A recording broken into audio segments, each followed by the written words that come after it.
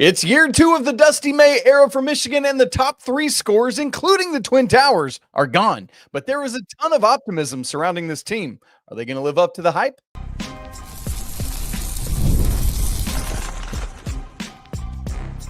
You are Locked On College Basketball, part of the Locked On Podcast Network. Your team every day.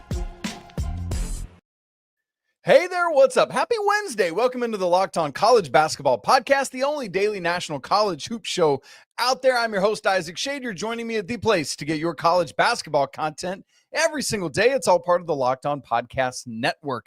Thanks so much for making us your first listener watch on this Wednesday.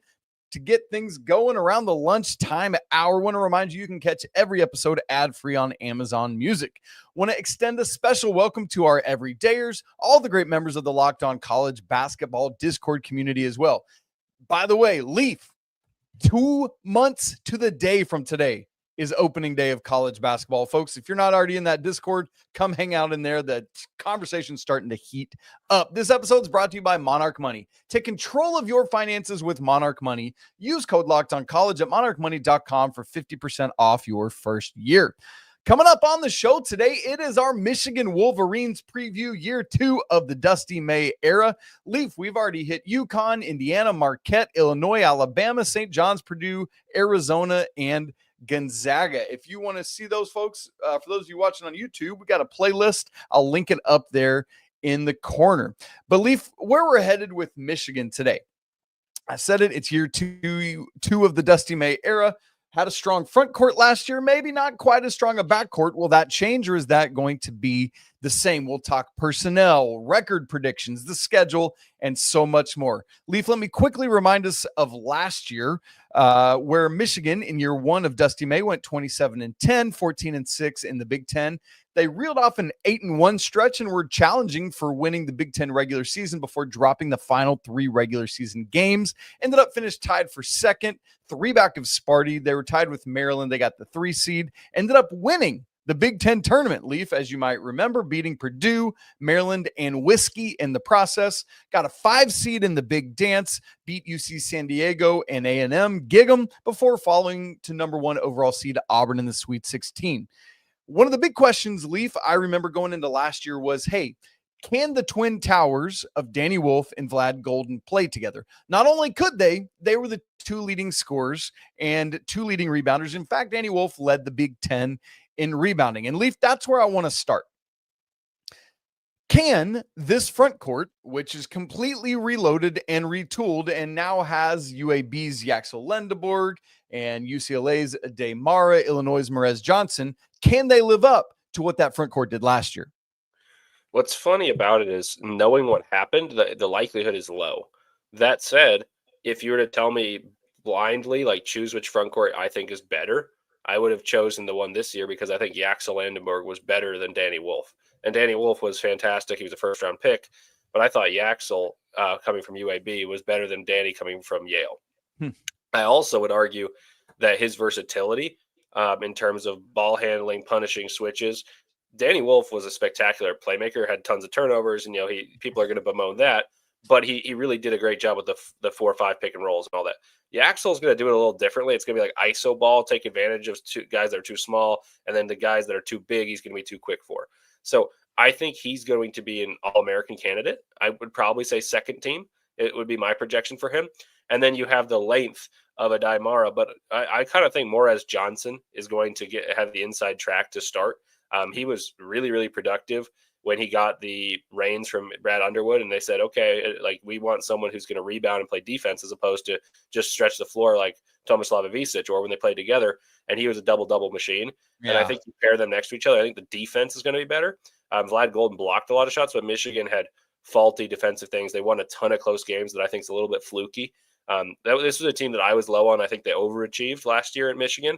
I think this year the guards probably are better than what they were because it's the same guards. Obviously, they have one switch. It's Donaldson for Cadeau, and I think that's mostly a wash. Maybe Cadeau is slightly better, but why I think they'll be better is because I think Nimari Burnett and you look at Roddy Gale, they get extra years playing together, and that matters to me more than anything. Interesting. So Then let's talk about that backcourt some, and because I think the big question there is Elliot Cadeau is a guy that has a ton of talent. Not a massive guard, but decent size at 6'1", 6'2". But at North Carolina in those 2 years, we saw some turnover issues. I think last year his turnover percentage was in the 25% range, had some foul issues that he dealt with. Just not great situationally at times and wise in leading his team. Obviously, we know that the shooting wasn't there. Teams sagged off of him consistently. So, Leif, with all of that, my question is, can Elliot Cadeau take a big junior leap? Hey, new place, maybe things unlock, and be that consistent lead guard to pair with those returners you mentioned in Burnett and Roddy Gale to go with that front court that you think is going to be strong. In a lot of those ways, it feels like Elliot Cadeau's ability to take a step forward could be the key to this team's success. What do you think? Yeah, I agree. I mean, you know me well. I am a big point guard believer. If you have a good point guard, you got a chance. I have my questions about Elliot Cadeau that I'm sure you share, having seen him up close and personal many times. Sure. When he shot a lot, it was because the defense wanted him to. And that's never a recipe for, sure, he can make a couple. They're college basketball players. But I don't want my point guard to be an inept shooter. And I think that causes spacing issues, especially when their team is predicated around the size mismatches. So Donaldson wasn't a great shooter, but he was streaky. He was more respectable. I think Nemari Burnett and Roddy Gale are both streaky shooters. But, I expect growth because of continuity. I have my questions about Cadeau. Cadeau, I think, is a more natural playmaker than Donaldson. And that's why Wolf was the lead distributor for that team. So I think there's a bit of a give and take, but I am concerned about their shooting, and I am concerned about what their ceiling can be if their point guard can't shoot. Yep. And so that's going to be the key. And it's probably going to be an evolving story, honestly, Leif, as the season goes along, that we're going to have to keep our eyes on. So that said, then let's talk big picture about this team, because there's a lot of people very high on them. John Rothstein has Michigan 5th overall and 2nd in the Big Ten. Jeff Borzello at ESPN has them 8th overall. Gary Parrish at CBS has them 8th overall. Where would you fall, Leif? Because I'll go ahead and show my cards early in the show. I've been a little bit lower on Michigan, and perhaps because you said I've been watching Elliot Cadeau up close and personal a lot the past couple of years. And I'm hesitant to think he can take that leap. But if he does, that 5 or 8 might not be too high. But if he doesn't, we're probably talking about a team still top 25, but maybe not that high. How good do you think this team could be? I think they can achieve top 10 standing. I would personally put them around 15, 17 right now, in the sense of they have more coming back than most. And when I mean coming back, it's the guys that are returning, but also what is replacing an enormous gap from losing Danny Wolf and Vlad Goldin. They at least bring in a guy I think is an All-American. And that to me is, it's not coming back, but it's replenishing the store. And so I think they have a chance, roster talent, composition-wise, to be a top 10 team. I think there's a few warts that show up, but I also think there's a team that was a 5 seed for a reason, right? 5 seed, if you do the math, 5 times 4 is 16 through 20. Is where they are. And they lose a guy in Wolf that was the heartbeat. They lose Goldin, who I think is better than Morez Johnson, even though I'm pretty high on Morez Johnson. They lose a point guard in Donaldson, who, though I didn't like the way he played, he was productive for him. So I think this is a team that's going to be in a similar standing to where they were last year. I think they may have a higher ceiling in the sense that defensively they have some more guys that I think are difference makers. Last year, I think they had 2 strong positional defenders. Now they have 4. And so I think they have a little bit of a higher ceiling, but I'm not quite there with Rothstein at 5 or Borzello at 8. I think that's a little too high. Yeah, agreed on that. And you said it, Leif, but man, the top 3 scorers from this team from last year are gone in the Twin Towers, and Tre Donaldson being the 3rd leading scorer. But you get back the 4th, 5th, and 6th and 8th leading scorers in Roddy Gale, Nemari Burnett, Will Shedder, and Kaysen out there as the 8th leading scorer. And so that consistency in this day and age is enough. The thing is, none of these returning scorers were double-digit scorers last year. But, I think the question always becomes, if the sum of the parts works and that backcourt and front court can fit together, then you feel like you're in good shape. Leif, I feel like I'm going to ask this question on every Big Ten team we do. Ultimately, and I know we'll get to postseason predictions later, but let's go ahead and do a little bit of that right now. Is this a team that in your mind I'm going to separate can from will, that can break the Big Ten drought? I don't think so. I think the team to beat in the Big Ten is Purdue, and I think Purdue is one of the top 3 teams in the country, and I think they're a more true contender than they were even the year they made the championship, just because I think that their guards are older and there's no UConn. Like that UConn team that was not going to be beaten, and that was the bigger issue with Purdue than anything. So I think Purdue is the only team that has a chance this year. I'd be curious to see if I can be proven wrong, but I think Purdue is going to coast as the top team from start to finish in the Big Ten. All right, great stuff there, Leif. I love to hear that. Now, the starting lineup for the Wolverines is obviously going to look quite different, but there are 2 starters back, plus these replacements. What are the lineups going to look like? We'll talk about that coming up in just a second. Right after I tell you about Mazda, which crafts cars for those who choose to do more than simply move. They follow what moves them every time they drive, and that's what makes Mazda stand out. They go beyond safety, style, and performance to deliver a driving experience that feels alive in every detail. Mazda offers more than safety. As of August 2025, it's won more 2025 IIHS Top Safety Pick Plus awards than anybody else. As an athlete focuses on every detail, Mazda does the same. From metallic accents to hand-stitched Napa leather, you can feel it the moment you get behind the wheel. The smooth handling, intuitive controls, and standard all-wheel drive in every crossover SUV. So whether it's a quick drive to practice or a weekend road trip getaway, Mazda makes every day driving feel special. It's the small details that make the big plays. And just like there's more to every player, there's more to a Mazda vehicle. Mazda, move and be moved. All right, Leif, let's look at who's in, who's out, all of that kind of stuff. Out the door is Vlad Goldin, Danny Wolf, Tre Donaldson, Walters, Reuben Jones, Justin Pippen, Jace Howard, a couple of big-time names, and one of my favorites, Mr. Fat. Love it. The PH version, not the F version. Obviously, the returners, we've mentioned them already. Roddy Gale, Namari Burnett, Will Shedder, LJ Kaysen, and Oscar Goodman as well.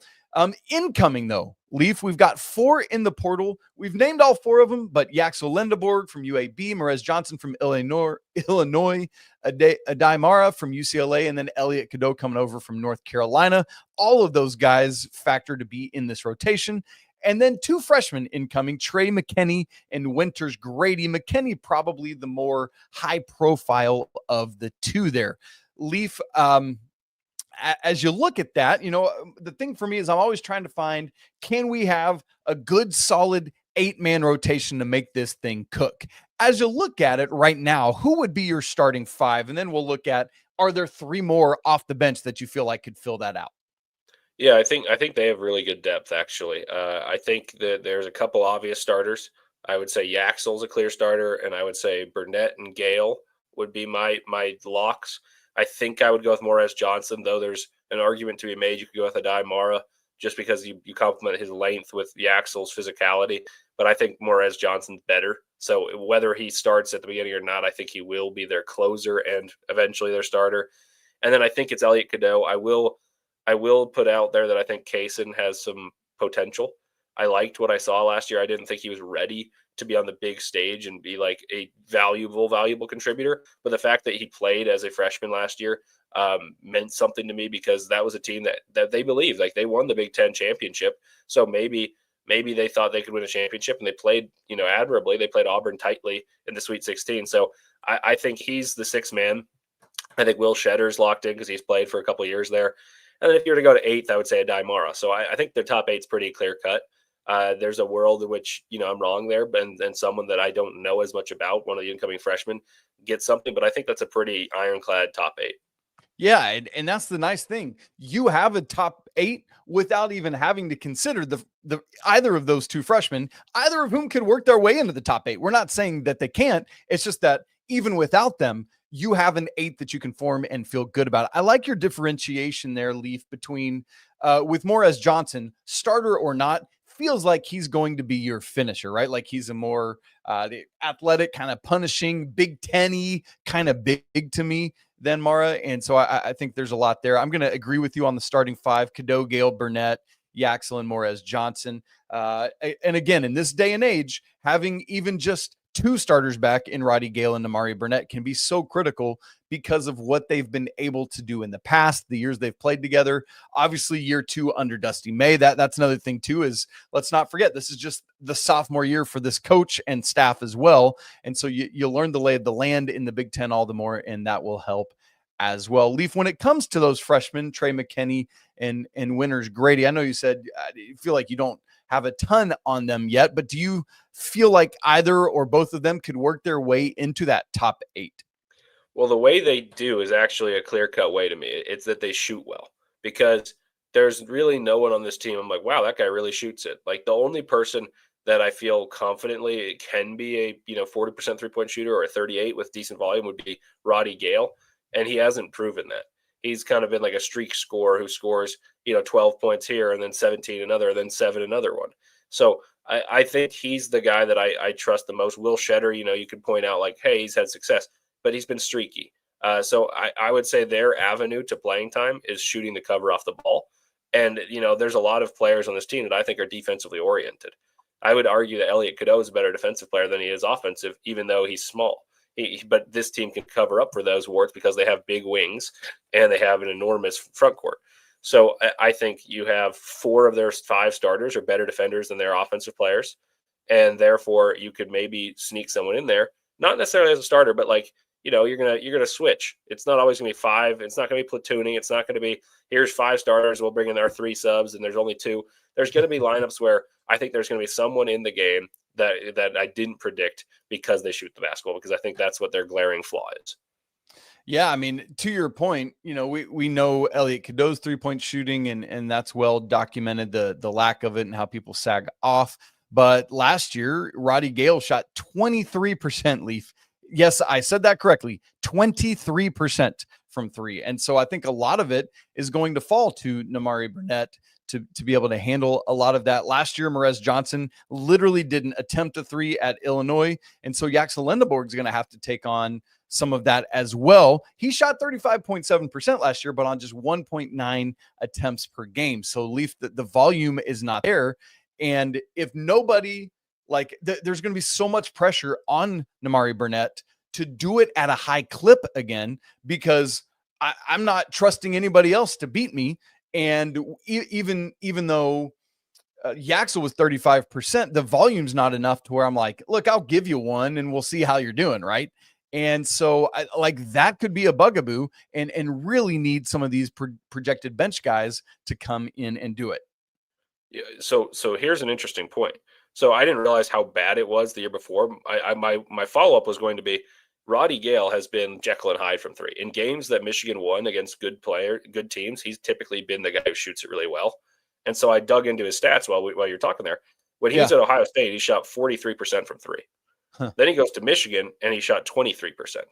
So he's the guy that I think if he elevates it, that's the guy who holds the keys in terms of being rather than a slasher and a jump shooter off the dribble, and he can knock down threes.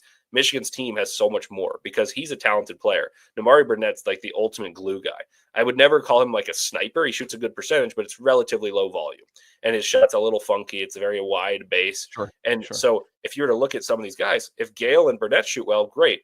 But I don't think either of them are going to torch it up, right? They're not going to be that great of shooters. So the way to play, to me, if you're one of these guys that I don't think is in the ironclad top 8, I think it's that you shoot really well, because no one on this team figures to be a 35 and above 3-point shooter with volume. I think the only ones who can do it are low volume guys that are dared to shoot.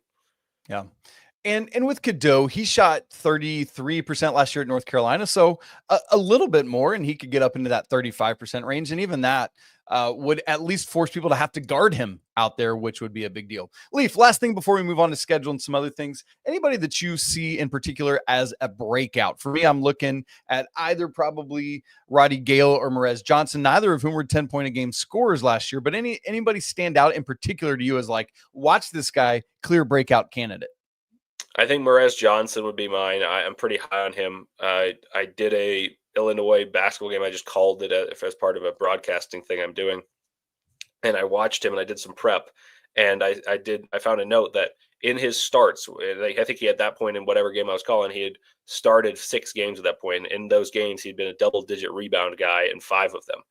And so I think if you put him on a team that's their MO is attack the glass. He's one of the more gifted rebounders in the Big Ten, probably in the country. So I think you're going to have someone who gets you 10 boards. And if you get 10 boards, I think you can get putbacks and be the recipient of alley-oops and stuff like that. So I'll say he's a 10 and 10 guy.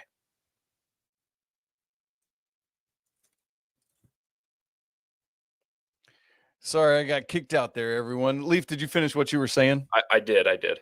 I'm so sorry for that, everyone.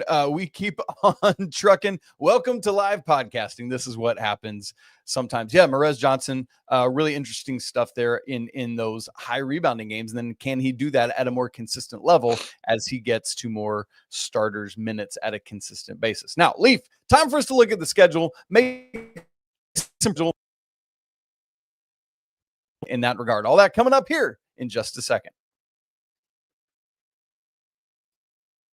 Right after I tell you about FanDuel, y'all, the NFL season is here. It starts tomorrow, and FanDuel is making sure you're ready for kickoff with a can't-miss offer. Right now, new customers can bet just $5, and if your bet wins, you're going to get $300 in bonus bets to use across the app. One of the great things about FanDuel is that it fits however you'd like to bet. Player props, building a same-game parlay, or even jumping in live as the action unfolds. It makes every game more exciting, so whether you're watching your team or just keeping an eye on your fantasy lineup, it's quick, it's easy, and the best way to add a little more energy to your Sundays. Yaxel Lendeborg is tied for the 5th best odds at FanDuel to win the Wooden Award, plus 1,500. The team, Michigan, is tied for 7th in national championship odds at plus 1,900. So if you want to get in on any of that action, are you ready to play? Download the FanDuel app now by visiting FanDuel.com to get started. Once again, that's FanDuel.com.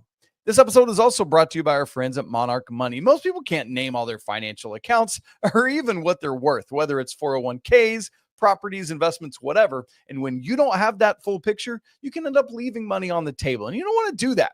And that's why there's Monarch Money. It's an all-in-one personal finance tool that brings your entire financial life together in one clean, easy-to-use interface on your laptop or on your phone. Monarch does all the heavy lifting for you. You can link your accounts in minutes, see clear data visuals, get smart categorization of your spending, and finally feel like you're in control of your money without ever having to touch a spreadsheet. My wife and I, we really love to be on the same page with our finances, making sure they're up to date and in good shape. And Monarch makes it so simple for us to be able to do that. So don't let financial opportunities slip through the cracks. Use code LOCKEDONCollege at monarchmoney.com in your browser for half off your first year. Again, that's 50% off your first year at monarchmoney.com with code LOCKEDONCollege. All right, Leif, let's get into the non-con schedule here. I'll just run through the highlights of it really quick. As a reminder, the Big Ten plays 20 non-conference games. So we have, or 20 conference games, excuse me. So we have then 11 non-con games that Big Ten schools can play. But a highlight right out of the gate, Leif, we got an exhibition at Madison Square Garden against St. John's. That's Saturday, October 25th, 7 p.m. and TV TBD. Leif, I know this game doesn't mean anything in the grand scheme of things, but how great are these massive big-time exhibition games that we're now getting? It's super fun. It puts the spotlight on the sport more than it has allowed to in the past. Like, they're prohibited, and now that it's one of the few things that NIL, I think, has gotten right, and it's allowed spotlight to be on games that would have happened anyway, but now we can see them. Oh, man, I can't wait for it. It's going to be great. Okay, the highlights of this thing. Well, they will play on opening day against Oakland. No Jack Golke, though, so we'll see there. But the high major games or other games of note: Tuesday on Veterans Day, November 11th against Wake Forest in Detroit. Friday, November 4th in Fort Worth at TCU. Monday, November 24th, they will start the Players Era Festival against San Diego State. That's out in Vegas. That game's on True TV, by the way, at 7:30 p.m. Eastern Time. Going to be a late one for me, Leif, in Central Time. The next day, Tuesday, they'll play Auburn in the second game. That's at 5:30 Pacific Time on TNT. And then Wednesday or Thursday, yet to be determined who Game 3 will be against and when that will be. Tuesday, December 9th against Villanova. And then the other key non-con game, which is smack dab right in the middle of conference play, Saturday, February 21st against Duke in Washington, D.C. Leif. That's going to be great. We've got all of these games now starting. I say all of them. There's a couple of these non-con games in conference play starting to pop back up. Illinois has done it each of the past 2 years. I'm very excited for this Duke-Michigan game in February. Yeah, I mean that's the game of their non-con that excites me the most. Of course, I think Boozer versus Landeborg could be a battle of all Americans, and that'll be super fun. And the rest of their schedule's solid. I wouldn't say it like wows me, but like Yeah. that's the marquee game, and I think they got it right. That they probably unintentionally, but they have showcased two of the best in the front court in the entire country against one another, as the teams are actually used to playing with one another. Like I love the Champions Classic more than anything, especially when it was the first game of the season. But Yeah. I do enjoy that some teams are playing each other in February that wouldn't play each other unless it was like the championship or something like that. So I'm a big fan of that. What's interesting to me, Leif, is in a day and age of the transfer portal where teams are trying to find opportunities to test out what they got and grow, 8 of their 11 non-con games are against like either high major teams or teams that we put in that category. Wake, TCU, San Diego State, Auburn, the third Players Era Festival game, Villanova, and Duke. No, I'm sorry, 7 of the 11. And then Oakland, Middle Tennessee State, LaSalle, and McNeese. So they've only got 4 like by game non-cons, and that's hard to get your team figured out, man.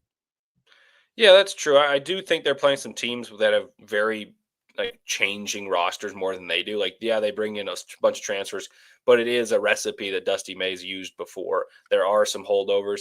You look at like TCU. TCU's roster is shifted over. It's not the same TCU that you saw a couple years ago with Mike Miles and Damian Baugh. You look at Wake. Wake has lost some of its best players year in, year out. So I think some of these games, I'm not going to complain about it. Like I like that they're playing high majors, but I don't think they're as difficult as maybe Michigan fans would like to like tell you it is, in the sense of like, yeah, we're playing 7 of 11, but like Villanova, they would have been an awesome one a couple of years ago. But right now, Villanova is in such a resurgent period. So I think that their schedule is good, but I definitely wouldn't deem it great.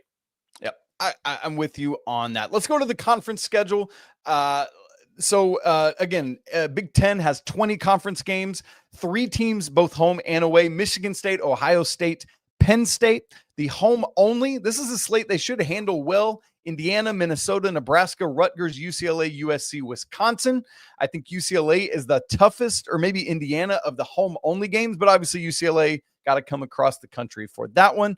And the away only games: Illinois, Iowa, Maryland, Northwestern, Oregon, Purdue, and Washington. Leif, given that schedule, given what you said earlier in the show about Purdue being the class of the Big Ten this year, where do you think Michigan ultimately lands in Big Ten standings?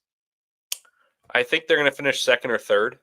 I think that this team is more projectable than a lot of other teams in the Big Ten that I think have a bigger ranges. I think Michigan's going to be a solid team. I just don't think they have the highs that Purdue has. I think Purdue's got a lot of answers that Michigan doesn't have. Like their backcourt's unbelievable.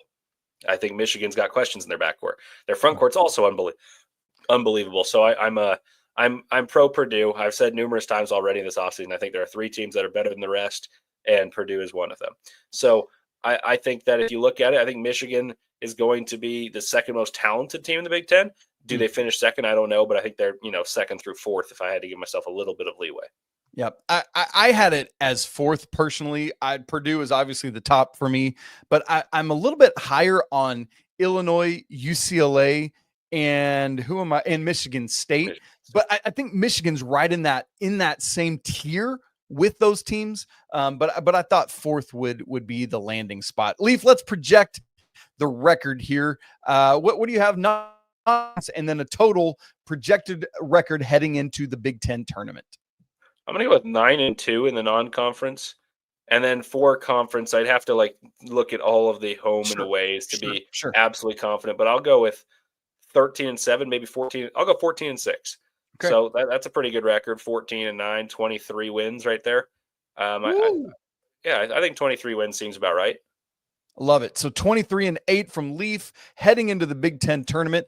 I went, funny enough, 1 game worse than you in each. I went 8-3 in non-con with losses. I had the Duke game as a loss. And then at least one of the Players Era Festival games. Obviously, we don't know who the other one would be. And just hedging that they might lose another there. And then 13-7 in conference play. I think that's where I might be low. If you were giving me over under 13-7, I think I'd go over closer to 14-6 than 13-7. But my regular season record being 21-10. Yeah, I think there's a world in which conference play is harder than I thought, and their Yep. road games are more True. difficult. I just think that their home games are pretty easy, and I think they cover that pretty easily. Yeah, I like that. Great point. Leif, let me give you my projected floor and ceiling. I know you said somewhere second to fourth in the Big Ten. I'll give you a floor and ceiling. You tell me where you would push or pull on it. For the floor, sixth in the Big Ten is what I have, just because of the variability and some of those other schools that might pop that we just don't know. I would like maybe a 7 seed in the NCAA tournament as, again, a low end. We're talking floor. Things go poorly here. Lose first game of both tournaments. Cadeau still has his same struggles. Lendeborg doesn't transfer up well. Maybe it's the size or whatever it is. And the front court balance falls wildly short of last season. And the backcourt never materializes really either. The 3-point shooting just isn't there. As for a ceiling, I think it's second in the Big Ten. I can't see them getting past Purdue, Leaf, even on a ceiling. To be honest about that. But getting a 2 seed, making the Elite Eight, Elliot Cadeau becomes the best version of himself, bringing the chemistry and cohesion this team needs. Lendeborg is unstoppable. Gale and Morez Johnson both take steps forward, and the team is just rolling in Ann Arbor. So that's my floor and ceiling, Leaf. Where would you push back or move things around there? I'm pretty close to you on this. I think there's a world in which the Big Ten has a bunch of teams that are within a game or two of second. I think Purdue's number one. And then I think, a couple of years ago, I think second through seventh all were 12-8 That's or right. 13-7. That's right. So if you're to tell me that happened again, I would not be astonished whatsoever. I honestly expect it to be pretty close. So I think fifth or sixth is probably my floor in Big Ten. And I think if you're sixth in the Big Ten at 12-8 and you come into 8-3 or something like that in conference play, that probably puts you as a 5 or 6 seed. And I think that's really their floor, especially because they play so many good teams. I just think that it's hard for them to fall any further. I mean, you can lose a 5-12 pretty easily. That they almost did this past year, and they were a team that played well in the postseason. So I would say I'm pretty similar on the range of their tournament success too. I think Elite Eight. I would be shocked if they make a Final Four with shooting ineptitude at their backcourt, but I mean, maybe it happens. I would say Elite Eight. That would be my ceiling. Okay, Leif, let's get realistic with it, though. Where do you ultimately project the NCAA tournament seed that Michigan will get, and what round are they losing in? I'm going to go with a 3 seed in the Sweet 16. My man, we are in 100% lockstep there. That's exactly what I have written down. 3 seed, Sweet 16. So clearly, that is absolutely what's going to happen to Michigan. Should be a lot of fun to see how this team comes together with a couple returners, a brand new front court, Elliot Cadeau running the show most likely in the backcourt, and Dusty May, whom we both believe, Leif, unless you've suddenly changed your mind, is a great basketball coach. Excited to see how he continues forward in Ann Arbor.